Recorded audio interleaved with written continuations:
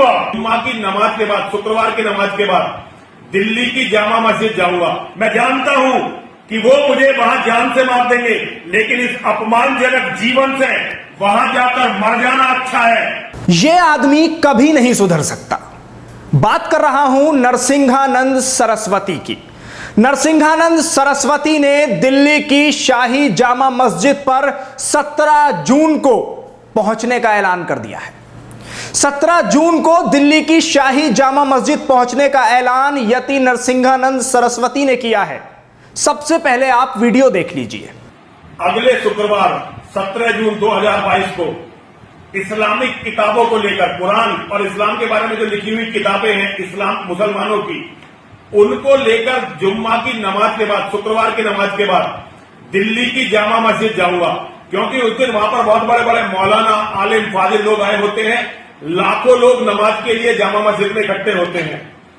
मैं वहां उन लोगों को दिखाना चाहता हूं कि जिस बातों के लिए वो हम पर तन सर से जुदा का फतवा देते हैं, वो सारी की सारी बातें उनकी अपनी किताबों में लिखी हुई हैं। ये वही नरसिंहानंद सरस्वती है कि जिसका कुछ दिन पहले आपको वीडियो हमने ही दिखाया था, और उस वीडियो में नरसिंहानंद सरस्वती सीधे सीधे तौर पर कहता हुआ नजर आ रहा था कि अब मैं एक सन्यासी जीवन जीऊंगा, अब मेरा किसी चीज से कोई मतलब वास्ता नहीं है, अब मैं एक ऐसा जीवन जीऊंगा कि जिसमें मैं किसी पर कोई टिप्पणी नहीं करूंगा, मैं किसी मामले में बोलूंगा नहीं, मैं किसी सार्वजनिक और सोशल किसी भी प्रोग्राम में शरीक नहीं होऊंगा। यह नरसिंहानंद सरस्वती का बयान था, जिसके बाद लोगों को यह लग रहा था कि शायद यह अब सुधर गया हो, लेकिन नहीं, यह बिल्कुल नहीं सुधरा है। इसने फिर से चैलेंज किया है और ललकारा है तमाम रहनुमाओं को, तमाम मुस्लिम लीडरान को, और इसने कहा है कि मैं किताबें साथ लेकर आऊंगा, दिल्ली की शाही जामा मस्जिद पर आऊंगा, जुमे के दिन आऊंगा, जुमे की नमाज के बाद लाखों मुसलमान वहां जमा होता है, मैं उन्हीं किताबों से बातचीत करूंगा और वहां अकेला पहुंचूंगा। यह है बयान नरसिंहानंद सरस्वती का। आप जरा यह भी सुनिए कि नरसिंहानंद सरस्वती ने इस बयान में आगे बढ़कर क्या कुछ कहा है और भारत सरकार के लिए, भारतीय जनता पार्टी के लिए क्या कहा है। एक बार उसको भी सुन लीजिए, फिर आगे बातचीत करते हैं। अभी जो नुपुर शर्मा के साथ उन्होंने किया, ये उनकी गलती नहीं है। ये भारत के कायर नेता, कमीने नेता जो इस्लाम के जिहाद से कुछ डर गए हैं और कुछ बिक गए हैं, उनके कारण आज हमारी ये दुर्गति है। हम कुछ भी गलत या झूठ नहीं बोल रहे हैं, हम केवल उतनी बातें बोल रहे हैं जो इस्लामिक किताबों में लिखी हुई है। उनकी किताबें हमने नहीं लिखी है, किताबें उन्होंने अपने आप लिखी है, मोहम्मद के बारे में, कुरान के बारे में, इस्लाम के बारे में। हम जब उन बातों को कहते हैं तो वो हमसे कहते हैं कि वो हमारा सर काट देंगे।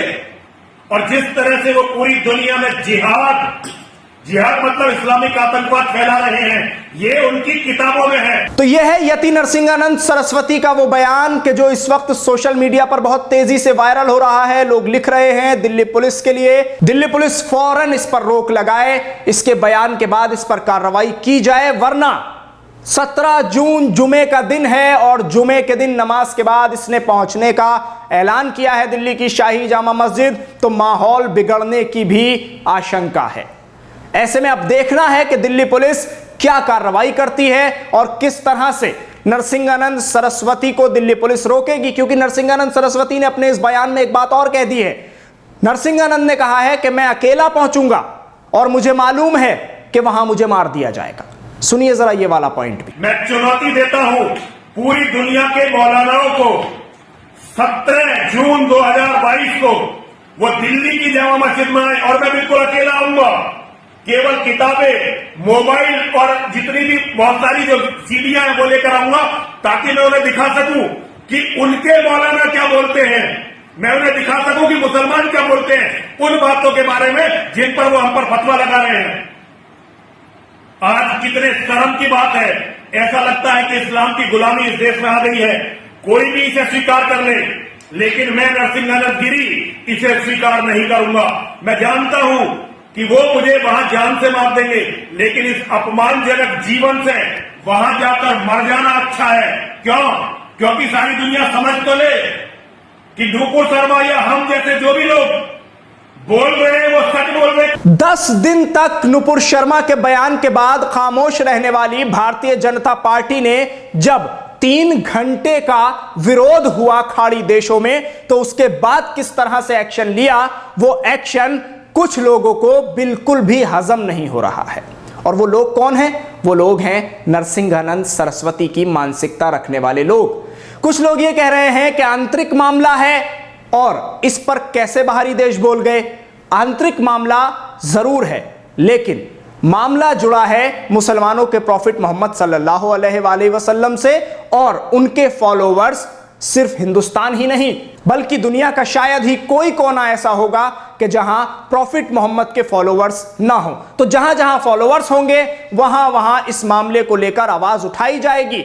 तो इसको नरसिंहानंद सरस्वती जैसे लोग, नरसिंहानंद सरस्वती जैसी मानसिकता रखने वाले लोग सोशल मीडिया पर अब यह कह रहे हैं कि इस मामले में बाहरी देश क्यों बोले और बाहरी देशों का इस मामले में क्या मतलब बनता है।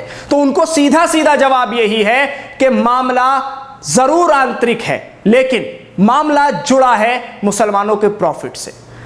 अनेकों लोग, सैकड़ों, हजारों, लाखों लोग हैं कि जो प्रॉफिट मोहम्मद सल्लल्लाहु अलैहि वसल्लम का सम्मान करते हैं, उनकी बताई हुई बातों पर अमल करते हैं, चलते हैं।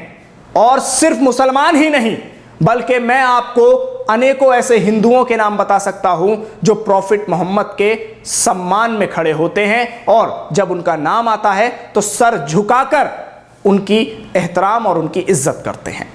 लेकिन ऐसे में कुछ नफरती चिंटू और नफरती मानसिकता वाले लोग अब भड़काऊ बयान फिर से देने लगे हैं।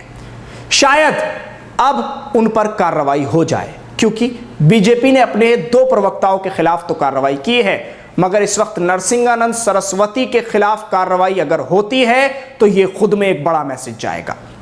क्यों जाएगा? क्योंकि 17 जून के लिए नरसिंहानंद ने यह ऐलान किया है कि मैं 17 जून को दिल्ली की शाही जामा मस्जिद पहुंचूंगा। इसका इतिहास कोई छुपा हुआ नहीं है आपसे। हमने एक एक चीज आपको इसके बारे में बता रखी है। आप जानते हैं कि नरसिंहानंद सरस्वती कौन है और इसने क्या कुछ किया है। इसने हद से ज्यादा प्रॉफिट मोहम्मद सल्लल्लाहु अलैहि वसल्लम के खिलाफ आपत्तिजनक टिप्पणियां की हैं, आपत्तिजनक बयान दिए हैं, लेकिन इस पर कोई कार्रवाई नहीं हुई थी। धर्म संसद में दिए गए मुसलमानों के प्रति एक विवादित बयान को लेकर इस पर कार्रवाई हुई थी। कुछ समय के लिए यह जेल में रहा था और उसके बाद फिर से बाहर आ गया था। तो हो सकता है कुछ शिकंजा इस पर कसा गया हो। उसके बाद इसने यह बयान दिया था कि अब मैं सन्यासी जीवन जीऊंगा, लेकिन अब फिर से यह उसी रास्ते पर आ गया है जो इसके दिमाग में भरा हुआ है। क्या भरा हुआ है? नफरत। अब ये नफरत के रास्ते पर फिर से चल पड़ा है और सोशल मीडिया पर इसने ये बयान देने शुरू कर दिए हैं नुपुर शर्मा को लेकर और इस्लामिक ग्रंथों को लेकर, कुरान को लेकर फिर से इसने बयान दिया है, इस्लाम को लेकर इसने बयान दिया है और खुला खुला चैलेंज किया है। तो अब ऐसे में देखना है, सबकी नजरें दिल्ली पुलिस पर हैं कि दिल्ली पुलिस नरसिंहानंद सरस्वती पर क्या कार्रवाई करती है, क्योंकि दिल्ली की शाही जामा मस्जिद पर पहुंचने का इसने ऐलान किया है और जुमे के रोज अगर यह वहां पहुंचता है तो हो सकता है कि माहौल भी बिगड़ जाए। तो देखा यह जाएगा कि दिल्ली पुलिस कैसे नरसिंहानंद सरस्वती को रोकेगी और क्या कुछ होने वाला है, क्या क्या धाराएं लगाई जाएंगी, कब केस इस पर दर्ज किया जाएगा और जेल की सलाखों के पीछे रखा जाएगा, क्योंकि ऐसे लोग देश के आपसी प्रेम, भाईचारा, सद्भाव के लिए बहुत ही नुकसानदेह हैं।